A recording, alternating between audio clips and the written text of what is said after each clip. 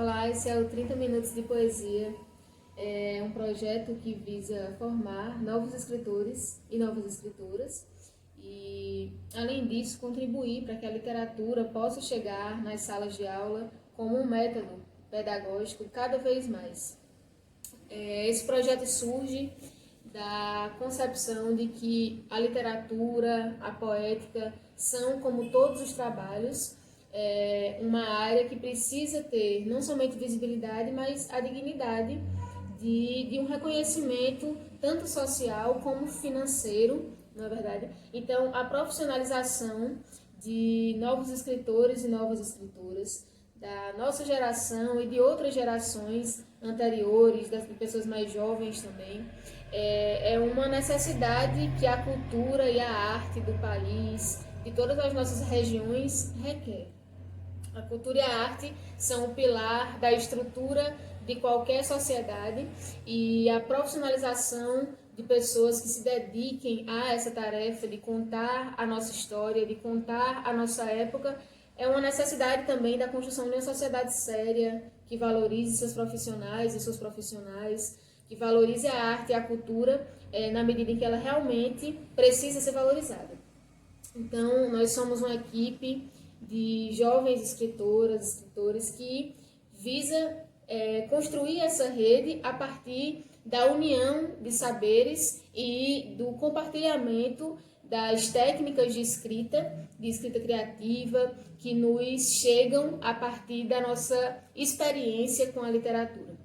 Então, eu sou Tainara Queiroz, sou poetisa, membro da Academia de Letras da minha cidade, secretária executiva dessa academia, sou membro fundadora do Clube do Cordel, que é um clube que visa difundir a literatura de cordel, nossa literatura de raiz, em todo o país, como também profissionalizar cordelistas, lançar trabalhos novos, né, de cordelistas, seja escritores ou escritoras, né, de literatura de cordel, levar esse trabalho para dentro das escolas. Temos um trabalho muito bonito já em escola municipal, com já mais de dezena de cordéis produzidos e com alunos de 1º a 5º ano.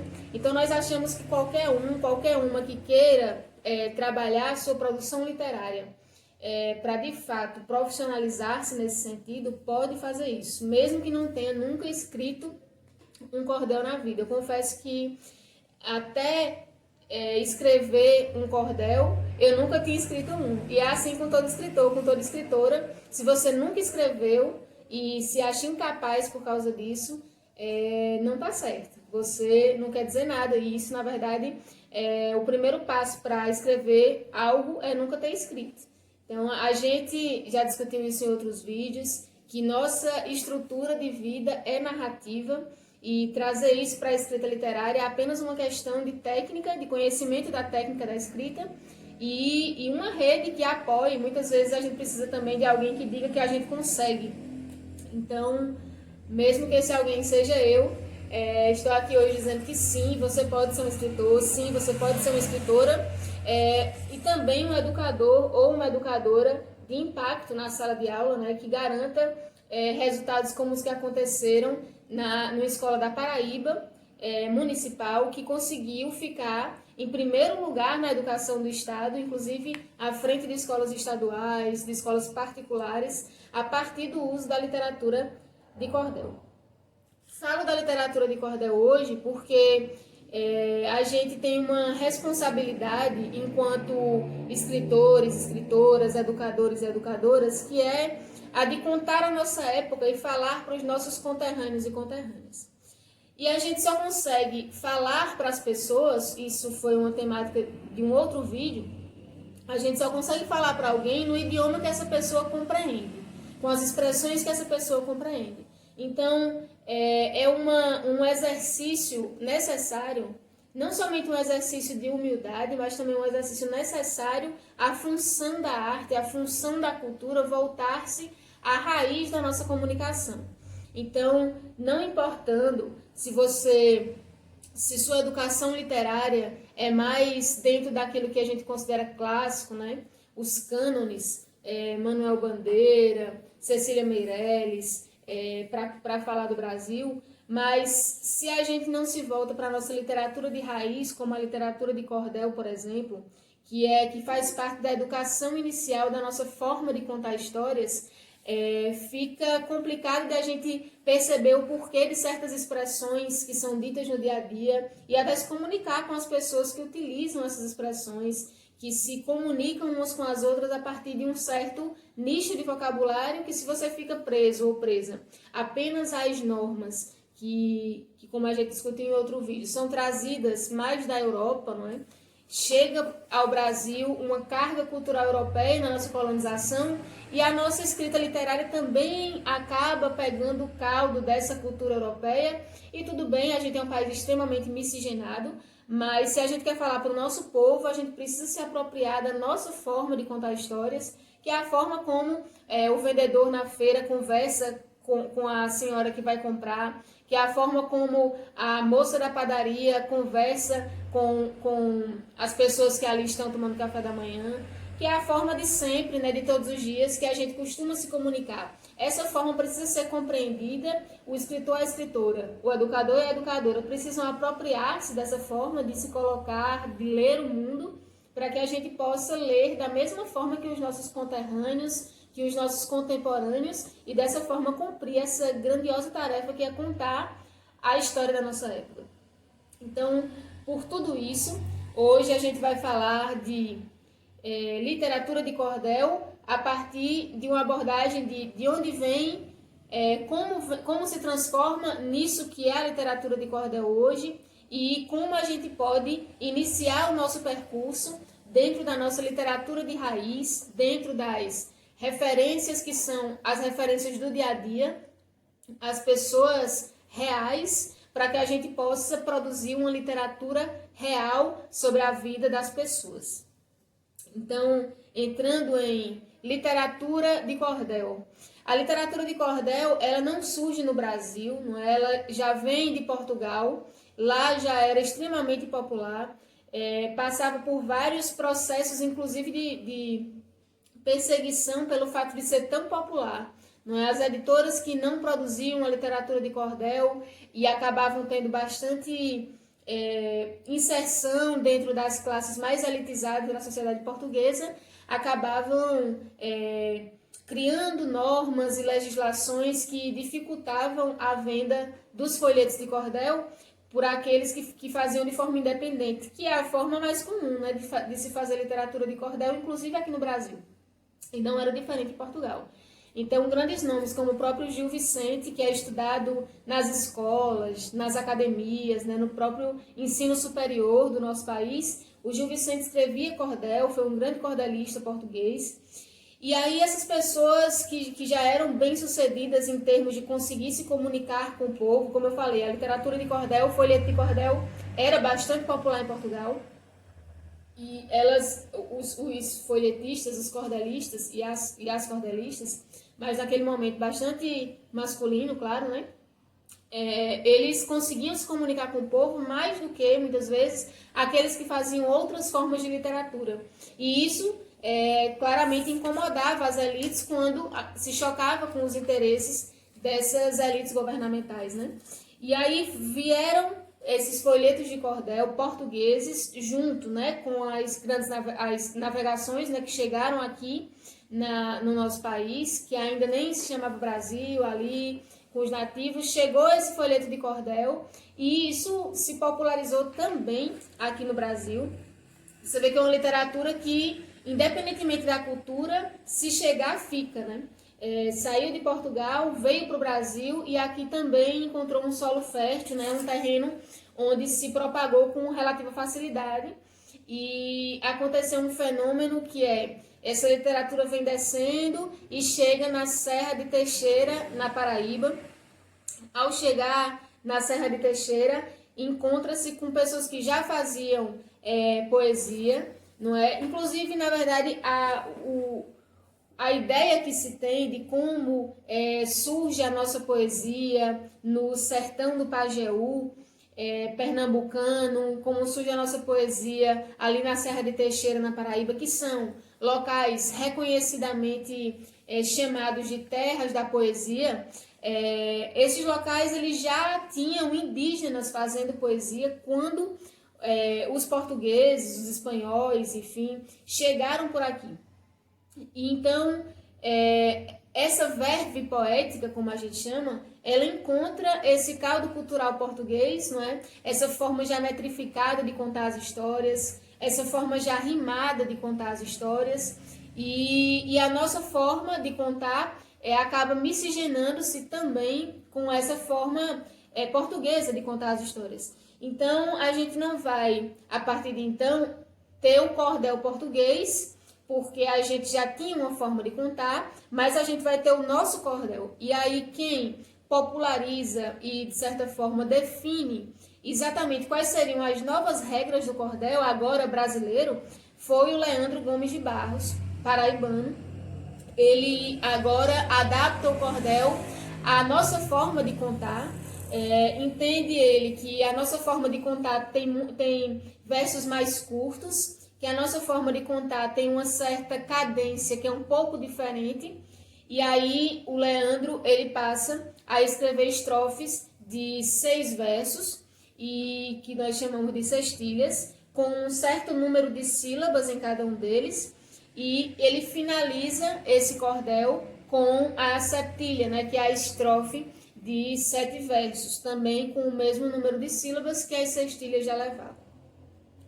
Dou essa introdução de sextilha, septilha, mas é claro que isso é uma questão de compreensão de como funciona o sistema de rimas dentro dessa nossa literatura, de como funciona a metrificação, né, a contagem das sílabas poéticas, que muita gente já viu na escola, né, a gente estudou na escola essa contagem de sílabas poéticas, que não é exatamente a contagem das sílabas gramaticais, tem alguns fenômenos dentro das sílabas poéticas que são um pouco diferenciados. No geral, parece muito com a separação da sílaba gramatical, mas tem algumas diferenças.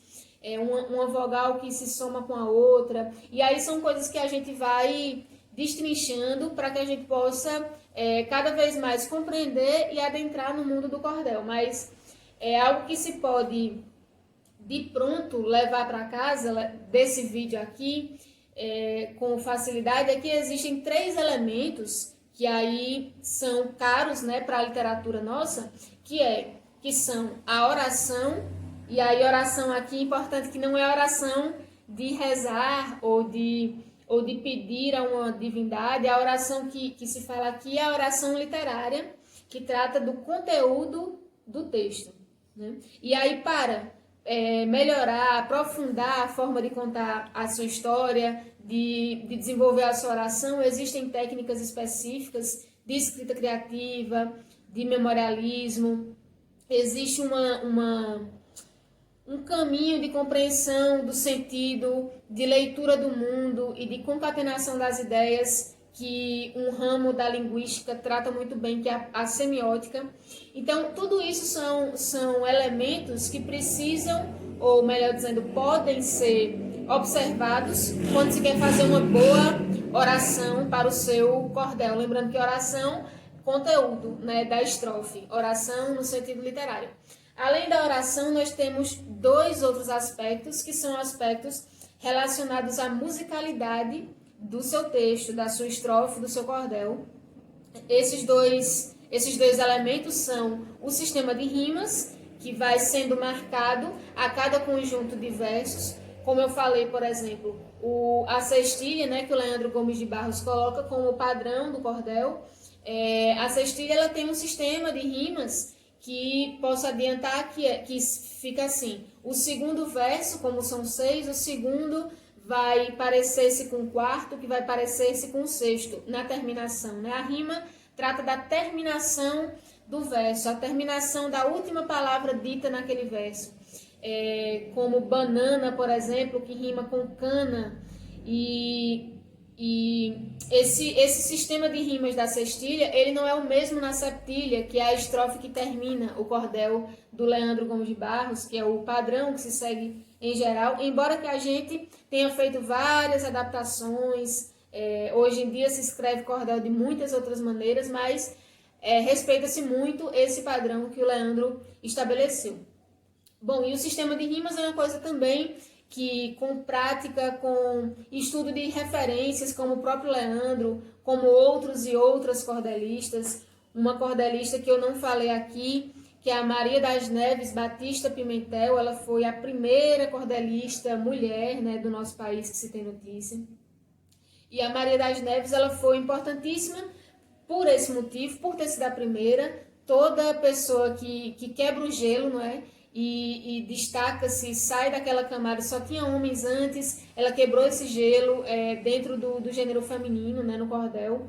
Então, ela foi uma pioneira, importantíssimo conhecer a história de Maria das Neves, se você é mulher e quer adentrar na literatura, mesmo que você não se pretenda cordelista, conhecer essa pioneira dentro do cordel é importantíssimo, porque toda vez que a gente rompe uma barreira, aquilo ali tem muitos ensinamentos para romper barreiras em outros aspectos, mesmo que você não opte pela expressão literária que a Maria das Neves optou. Mas aí ela quebrou essa barreira, falou sobre vários assuntos, defendeu o seu direito de poder contar histórias, simplesmente por contá-las. E hoje nós temos inúmeras mulheres fazendo cordel. Agora mesmo está acontecendo nacionalmente, não é, um movimento chamado Cordel Sem Machismo, e é um desdobramento que só é possível por causa de Maria das Neves, porque quem pode solicitar cordel sem machismo é justamente aquelas pessoas que sofrem o machismo e podem dizer exatamente quais são os locais onde está acontecendo, não é, esse fenômeno que infelizmente ainda ocorre na nossa literatura, como ocorre em todos os aspectos da vida social. Mas, bom, e essas mulheres estão representando o direito das mulheres de contar sua história, não é? De apropriar-se da narrativa e transformar também a nossa época frente às inúmeras dificuldades que a gente passa enquanto artista, enquanto mulher, enquanto setores que defendem a cultura, a educação igualitária, não é, democrática. Então, é nesse sentido que a Maria das Neves cumpre um papel extremamente importante. Ela também dá essa contribuição também paraibana, né? A gente tem um retrato muito forte do cordel a partir da Paraíba, porque são pioneiros de fato. O Nordeste, como um todo, é muito, muito representativo nesse sentido da literatura de cordel, mas tem cordel no Sudeste, não é, no Rio de Janeiro, em São Paulo, tem cordel no Rio Grande do Sul, tem cordel no sertão profundo, no Brasil profundo, ali onde a praia nem existe, né, Mato Grosso, Goiás. Então, ali, embora não tenha surgido o cordel, mas o cordel é uma forma simples que se comunica a partir da linguagem de cada povo, contando o dia a dia daquelas pessoas, de uma forma que todos e todas que participam da situação possam compreender e compartilhar com os demais aquela experiência. Então, para quem deseja comunicar-se com alguém, comunicar-se com um grande número de pessoas, principalmente, o cordel é uma grande ferramenta. Ele é uma ferramenta não apenas literária, mas também uma ferramenta de comunicação de massa. Inclusive, foi o nosso primeiro jornal, não é? Era muito comum os pais e mães irem à feira e, ao voltar, trazer o folheto de cordel, 1, 2, enfim, que contasse os principais eventos que tinham acontecido da última feira para essa. Geralmente, a feira é semanal, né? E aí, do último sábado para cá, na minha cidade é no sábado, a Feira Livre. Do último sábado para cá aconteceu isso. Lampião passou em 2 cidades e teve um tiroteio muito grande. E vocês fiquem alertas que vai ter, talvez, passe perto da sua cidade. Ou então aumentou o preço do feijão devido à alta que aconteceu, enfim. E assim, as histórias iam sendo repassadas, o porquê o feijão aumentou, o porquê que a segurança pública estava em alerta. E dessa forma, as pessoas se comunicavam, construíam um imaginário coletivo, e hoje em dia também não é diferente. A literatura de cordel é muito presente na vida do nosso país. tanto em feiras livres, como nas bibliotecas, na sala de aula. Dei esse exemplo da Escola da Paraíba, foi agora, né? Não faz 2 anos, foi de 2018 para 2019. Essa escola conseguiu esse excelente desempenho nos índices do IDEB e superando aí escolas tradicionais, seja estaduais, seja particulares, devido ao uso muito competente da direção da escola, do corpo de docentes que utilizaram a literatura de cordel dentro da sala de aula. E é claro que só poderia dar certo. Por quê? Porque a literatura de cordel, como foi dito, ela se comunica na linguagem da pessoa que está lendo, falando sobre os fatos que a pessoa que está lendo experimenta no seu dia a dia, e a partir dali passa uma moral, conta uma história, faz uma conclamação e assim por diante. Então, como eu ia dizendo, nós temos 3, então, elementos que definem a estrutura do cordel. Como eu disse, o primeiro é a oração, lembrando que não é a oração de conclamação à vida espiritual, mas sim o conteúdo literário do seu texto. Isso é oração literária. O segundo é a rima, que já é um elemento de musicalidade. Cada tipo de estrofe vai ter o seu sistema de rimas e a gente deve se aprofundar nisso para poder fazer uma estrofe e um cordel, ou mesmo que você não vai fazer um cordel, mas vai fazer um soneto, ou vai fazer uma décima, ou vai, enfim. Um poema com rimas precisa ser estudado qual é o sistema de rimas daquela estrofe que você pretende fazer, ou daquele folheto que você pretende fazer. E um terceiro elemento é a métrica, que junta-se a rima com um elemento de musicalidade. A métrica, ela se refere ao número de sílabas poéticas presentes em cada verso. Então, a atenção com a métrica é verso a verso. Eu falei aqui do sistema de rimas, que é importante conhecer, e na cestilha, por exemplo, são 3 versos que são essenciais para o sistema de rimas da cestilha, né? Que é os versos pares, né? O segundo, o quarto e o sexto. Já a métrica, você precisa se preocupar com o primeiro, o segundo, o terceiro, o quarto, o quinto e o sexto, porque a métrica está presente em todos os versos. Então, se você define que cada verso seu vai ter 7 sílabas poéticas, então tem que ter 7 sílabas poéticas no primeiro verso, no segundo, no terceiro, no quarto e assim por diante em todo o seu cordel.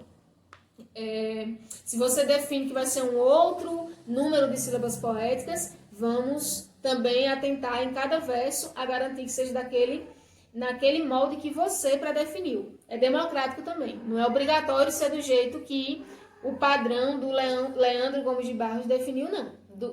Como eu falei, nós brasileiros somos extremamente miscigenários e fizemos várias modificações.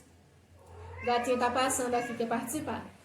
Mas fizemos várias modificações e, por exemplo, nós construímos cordéis que são escritos em décimas. Décimas são aqueles versos que têm, aquelas estrofes que têm 10 versos, né? O nome já remonta a isso.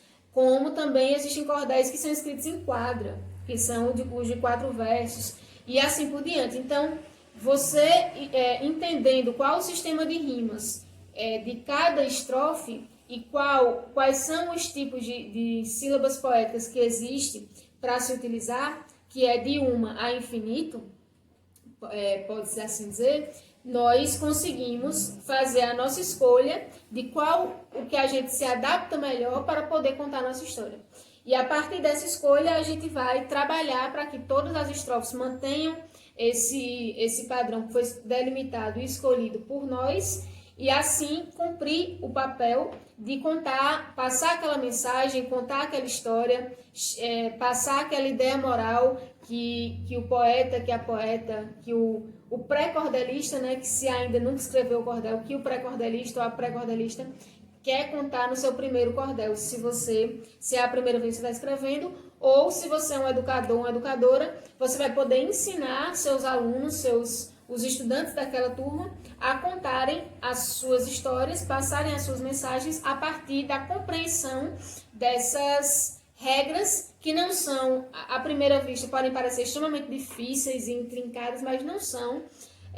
tem muito a ver com a nossa sensibilidade, porque foi escrito a partir, são regras criadas a partir da forma como nós falamos. Então, essa forma de contar é muito intuitiva. À primeira vista pode parecer uma coisa muito distanciada de nós, mas como é muito parecido com a nossa forma de falar naturalmente, a gente também naturalmente tem uma aproximação muito cordial com o cordel. Ele é muito receptivo a todas as formas de linguagem que a gente tem presentes aqui no nosso país. Então, esse convite de hoje é para um mergulho na nossa literatura de raiz, na nossa literatura de cordel, para que nós, a partir da experiência com a literatura de cordel, com a forma de falar e de expressar-se mais profunda do nosso povo, nós possamos criar uma primeira experiência literária, tanto se você, no caso que está assistindo, quer tornar-se escritor ou escritora, aprofundar a sua escrita, se você já é escritor ou escritora, ou ainda, se você quer ensinar os seus alunos, se você é educador ou educadora, a escrever em cordel ou a utilizarem o cordel na sala de aula. Então, esse é o convite de hoje, um mergulho na literatura de cordel, e esse projeto de formar uma rede de novos escritores e novas escritoras, tanto dentro das salas de aula como dentro de nossas casas escrevendo ou nas bibliotecas, enfim, é um projeto defendido por esse canal. Se você está assistindo no YouTube, você está no meu canal, né, no Tainara Queiroz, e peço, se você puder, se gostou do vídeo, se concorda com esse projeto, que você se inscreva no canal, para que a gente possa fazer essa mensagem chegar mais longe. É uma grande contribuição. Curte aqui esse vídeo, tem muitos vídeos onde a gente vai tratando e aprofundando essa temática, então dá uma checada nesses outros vídeos também. Se você está no Instagram, também segue lá a gente, é o @queiroz.tainara, se você não está, segue o nosso Instagram, e também a gente tem uma página no Facebook, você pode também curtir a página, e cada uma dessas ações de comentário, compartilhamento, de curtidas e seguindo, inscrevendo-se no nosso canal, são contribuições iniciais para que a gente possa construir essa rede de escritores e escritoras que se apropriem da narrativa, que consigam comunicar-se no momento tão cheio de internet e desse tipo de navegação, a gente possa voltar à comunicação, voltarmos, né, a essa comunicação mais interpessoal, que é a comunicação mais real, onde nós fomos criados e criadas, para que as pessoas que não têm acesso à inclusão digital possam receber a nossa mensagem, para que a gente possa educar dentro das salas de aula com a literatura de cordel, e para que a gente possa contar de forma genuína a história do nosso povo. Então, esse é o convite de hoje. Agradeço a presença de todos e todas, e a gente se vê no próximo vídeo. Até a próxima!